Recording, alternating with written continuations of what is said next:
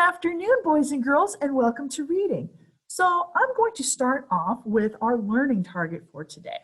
So today's learning target is I can demonstrate knowledge of distinguishing characteristics of well-known children's literature, such as folk tales.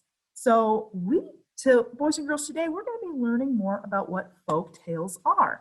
So the way that I'm going to get started with this video is we're going to be using a textbook, an online textbook. So boys and girls, if you were to come to school in person, we would be working in this textbook right here.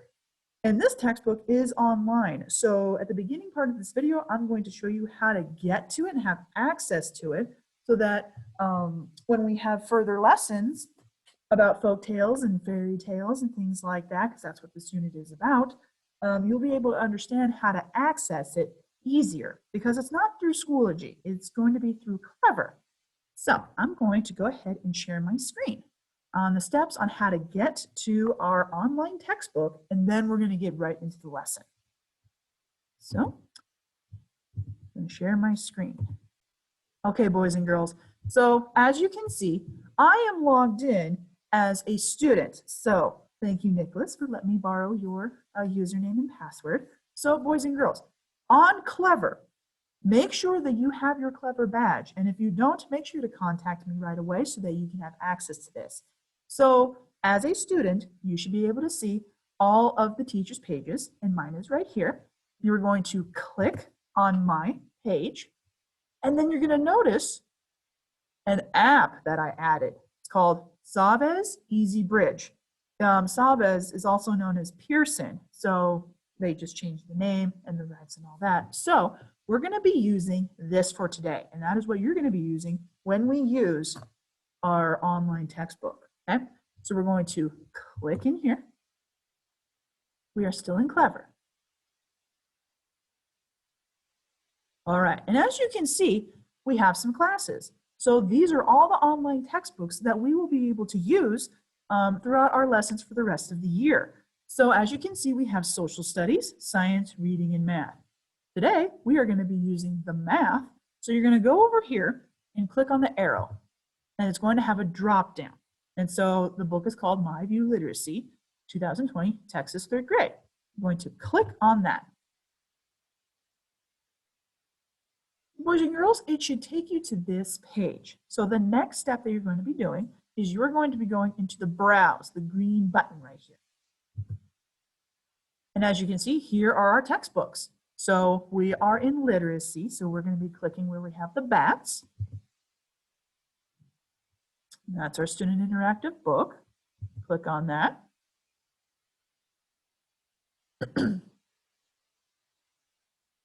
All right, boys and girls. So now you should be seeing this menu.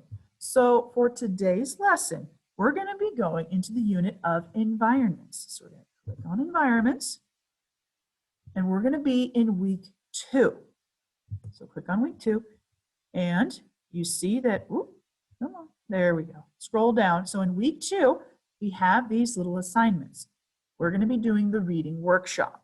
So we're going to click on the reading workshop, and we have, whoop. All right, so this is what we're going to be doing today. We're not going to be doing the poem. We're going to first talk about the genre of what we are learning today, which is folk tales. And then after we go over what folk tales are, then we are going to read our folk tale story of Why the Sky is Far Away. I'm really excited. I read this story last year and I loved it, so I can't wait to read it with you.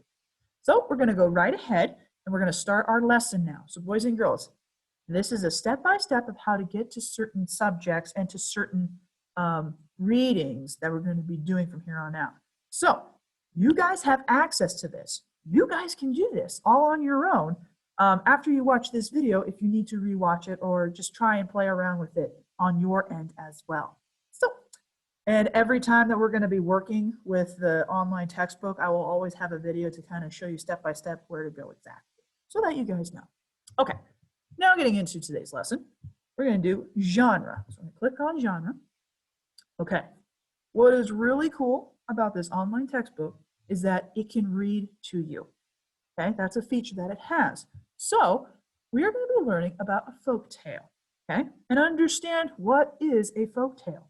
But before we get started, boys and girls, I want you to think about this because folk tale and fairy tales, they're different.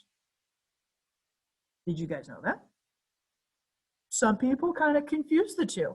So it's really important to understand, excuse me, that folk tales are different.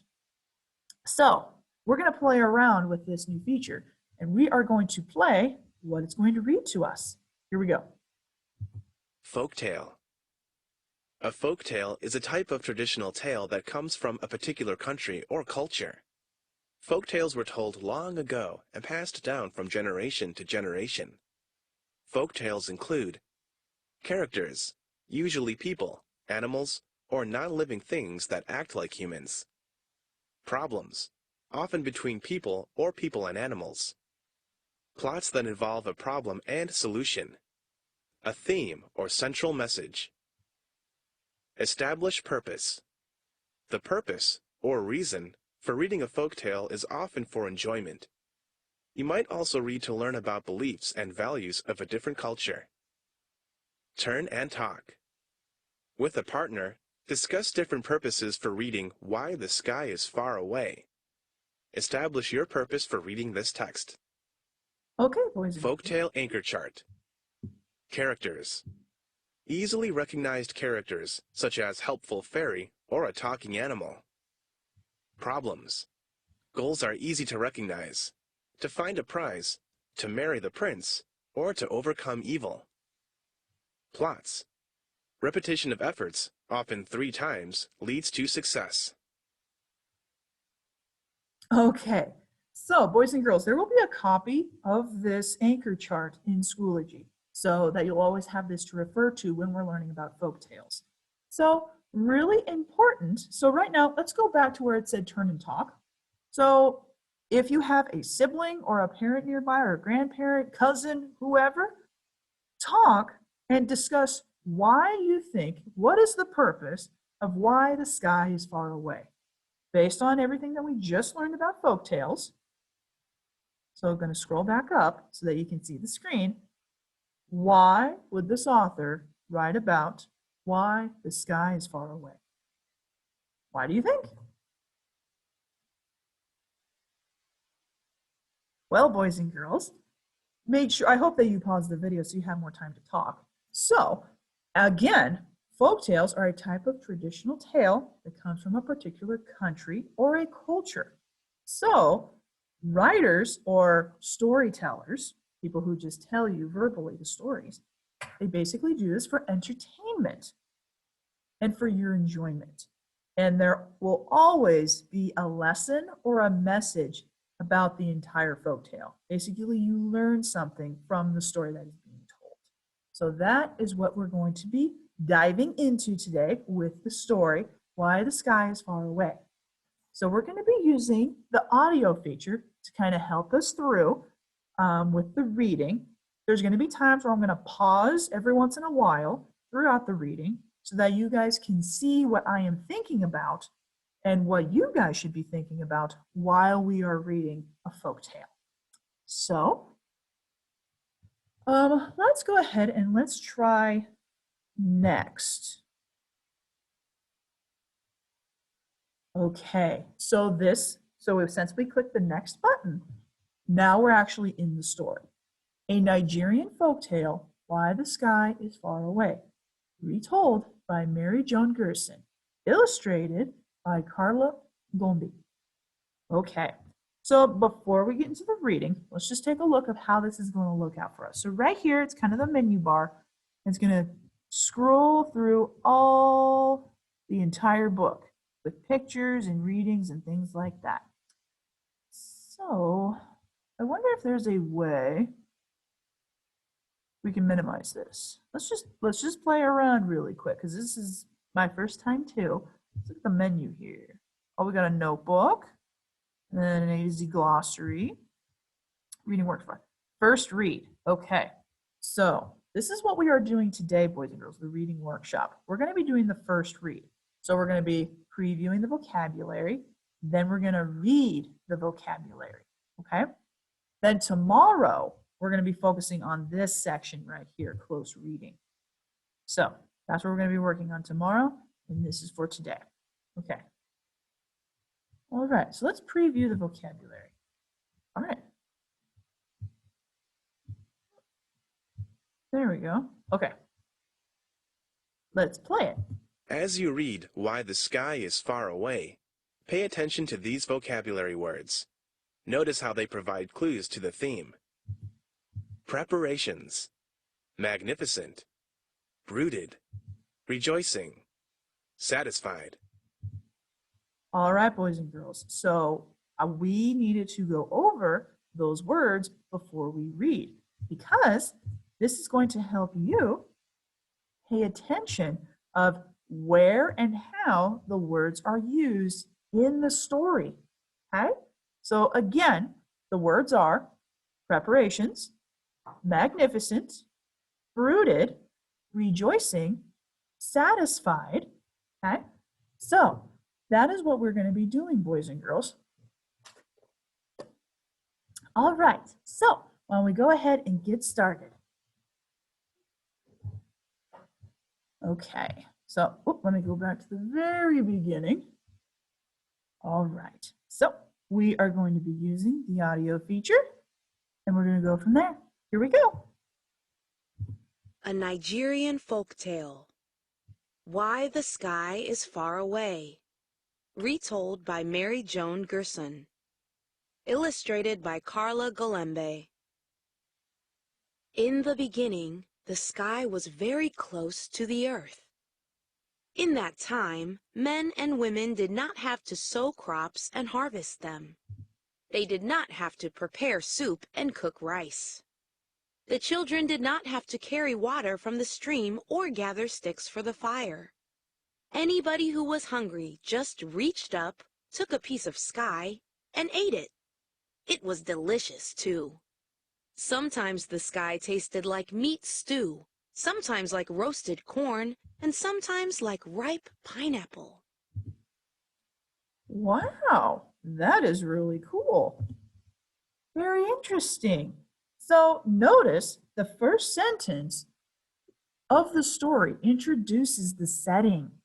In the beginning tells me that this folktale is set long, long ago. In an unknown time in the past, because they didn't tell us anything yet, the story takes place on the earth, but it is a different earth from the one that I know, because the sky is close to it.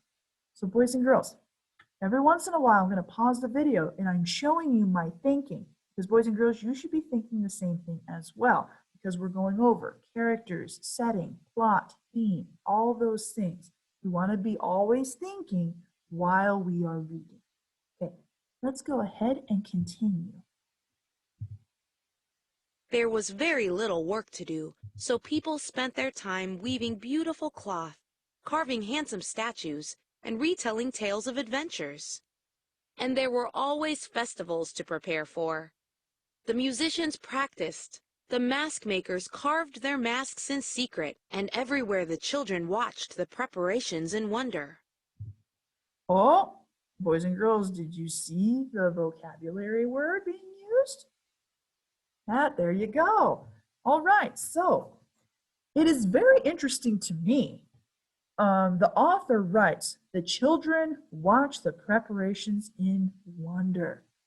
I think about times when a festival or a carnival was coming to town, and I would watch things happening and get very excited, just like the kids in the story.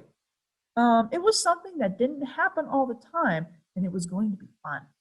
So you see how I'm making these connections with my real world to the folk tale, okay? Always be thinking about that and using these types of strategies. All right, now before, we want to make sure that we get our visual in. Very cool. Look at the pictures. Okay, here we go.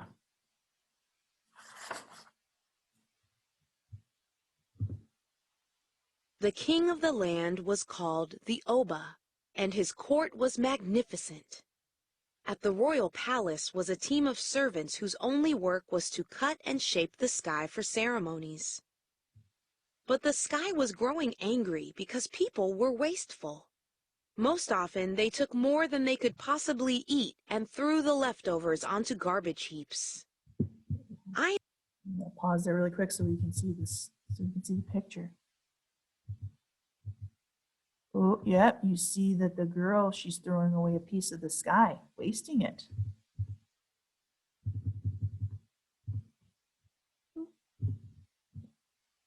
Tired of seeing myself soured and spoiled on every rubbish bin in the land, brooded the sky. So one morning at sunrise, the sky turned very dark.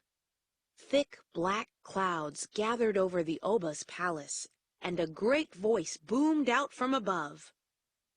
Oba, mighty one, your people have wasted my gifts. I am tired of seeing myself on heaps of garbage everywhere. I warn you, do not waste my gifts any longer or they will no longer be yours.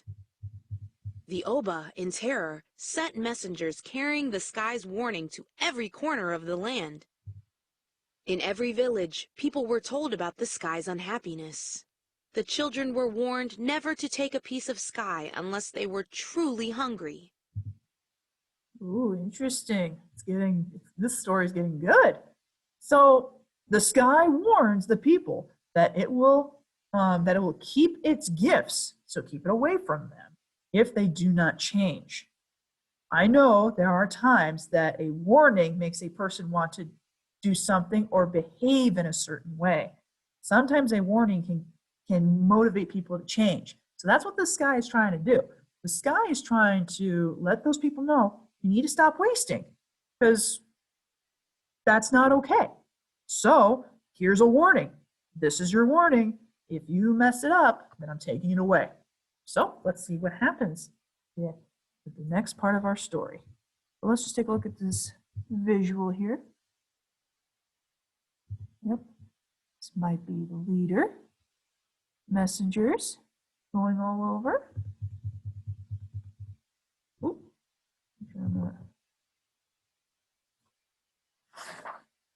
Following along on here and also on the pet textbook as well. People were very, very careful. That is, for a while. Then the time arrived for the greatest festival of the year. It was the festival that celebrated the power of the Oba. The most important palace dancers performed all through the night, and the Oba himself, in ceremonial robes, danced for his subjects. By the fifth day, there was rejoicing in every home and on every street. The Oba knew, though, that with the dancing and merriment, people might forget the sky's warning. So he made sure no one took more sky than he or she absolutely needed. Okay. All right, seems like things are going pretty well. People are following the rules and doing what they're supposed to be doing after the warning. But sounds like the sky is still a little weary though. So let's see what happens next. Now, there was a woman in this kingdom who was never satisfied. She could barely move when she wore all the weighty coral necklaces her husband had bought her, but she still craved more necklaces.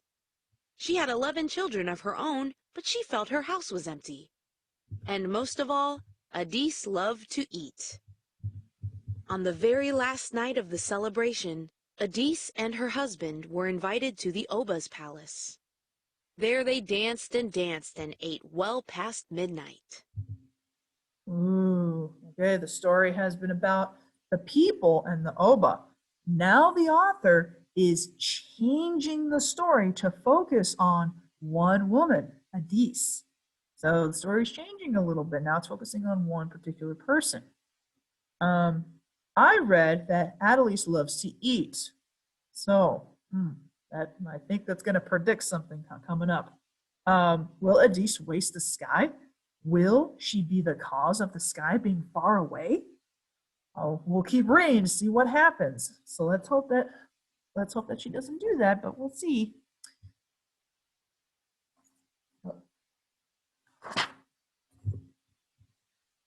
What an evening it was, Adise thought later, standing in her own garden again.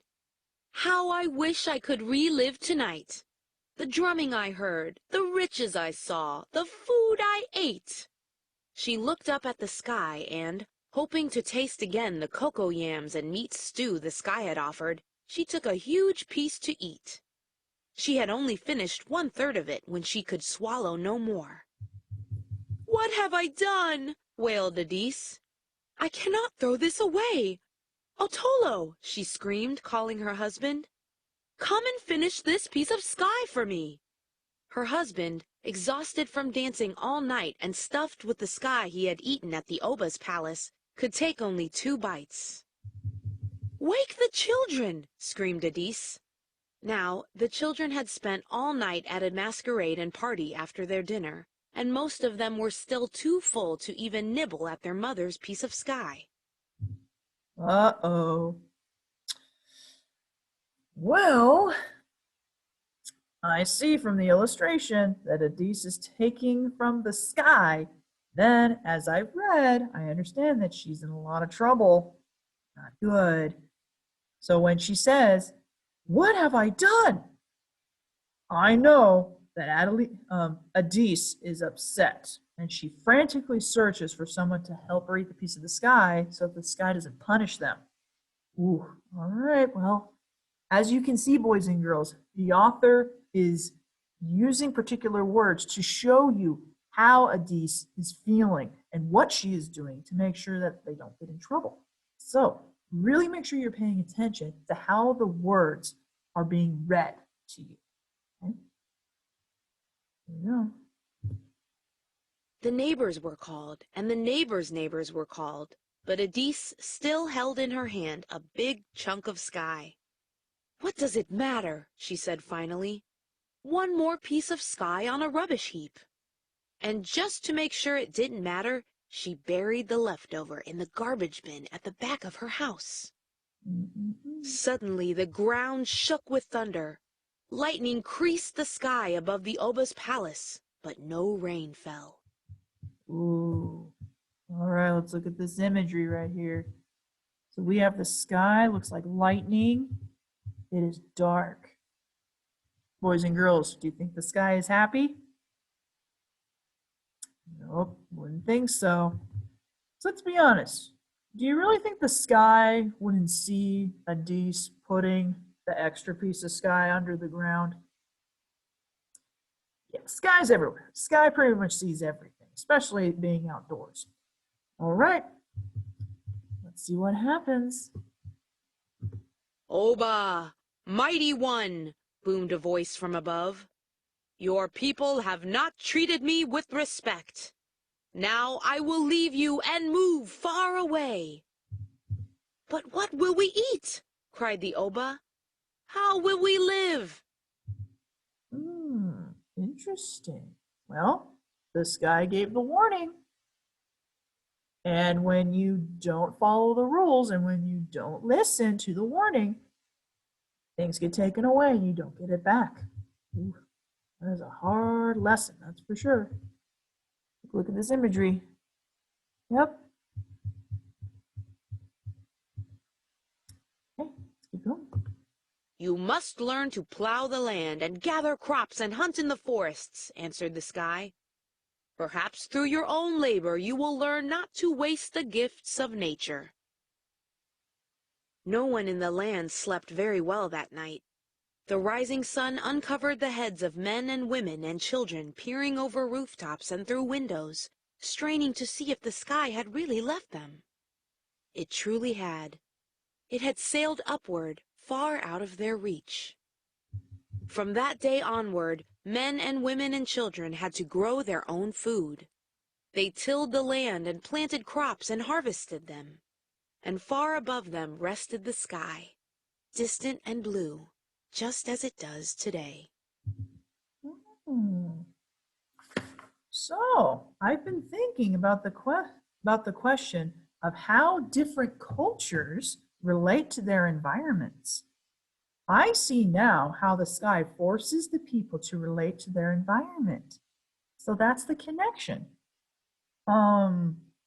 because the sky basically told the people that they need to use the world around them, their environment, to help create their own food. Instead of just being given the food, now the people have to learn how to use the environment around them so that they can be fed themselves and feed themselves.